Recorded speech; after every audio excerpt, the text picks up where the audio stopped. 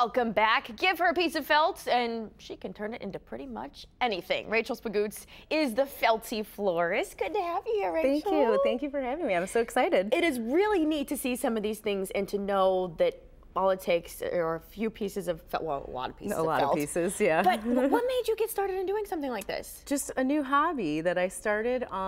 Just liked making them for friends, and had some friends come to me and say, you know, you should do this and start selling them.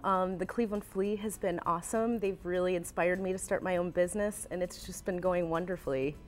It's really impressive, I'll tell you that much. Thank you. If we start over there with the wreaths, I am just amazed at what goes into making something like that. What do you have to do? Well, I start with a styrofoam wreath. Okay. And I usually will just find any kind of yarn that I like. Wool yarn usually is what I use. And then you just wrap until you're done. Really just wrap really tight.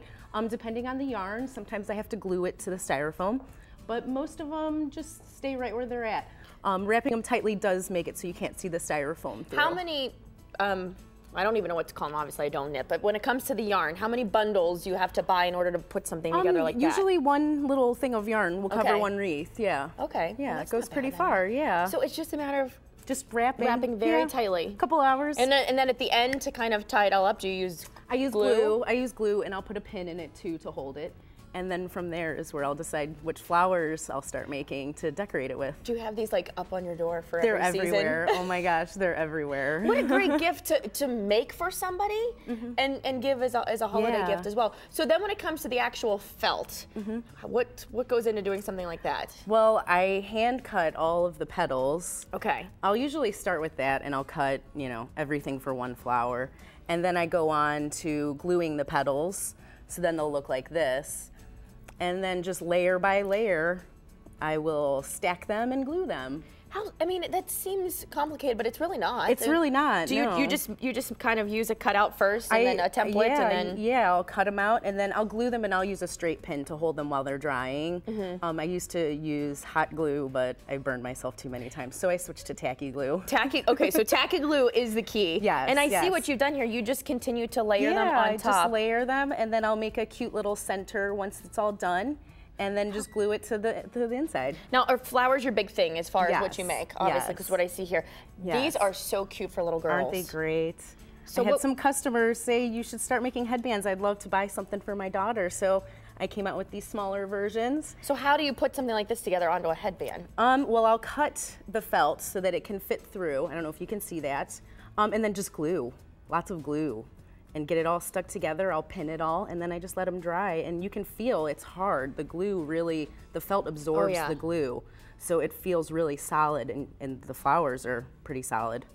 That is so adorable. So what all do you make? I see the headbands.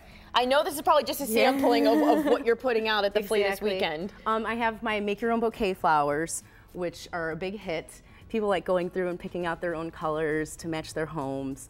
And I do these 6 for $20, so they're really reasonable. 6 for $20? Yeah. That's so great. So with something like that, how do you make a flower that looks like a little rose? I cut a circle, and then I kind of do a little swirl all the way to the center, and then it's just rolling. Just rolling. And you keep it tight and roll, and then glue on the bottom, and it all comes together. Very cool. And am I missing anything over here? Oh, just the little arrangements of that too. Yeah, I have little containers like this that you can also purchase if you don't have a container to put your flowers in. And then I just cut the wire down so that they fit. Really cute, and you can put them in just about anything, like a pretty much jar. Anything, yeah, anything you've got, yeah. I love the idea of this. It's so unique and different. I think your friends were onto something, and now look, you have a business out of this. I know. The Cleveland Flea has just been awesome and enabled me to do this, so I'm so excited. So you can check out all of her things at the Flea this weekend, the 12th and 13th on Carnegie Avenue. Very interesting stuff, very unique. Thanks for being here today. Thank you so much. All right, when we return,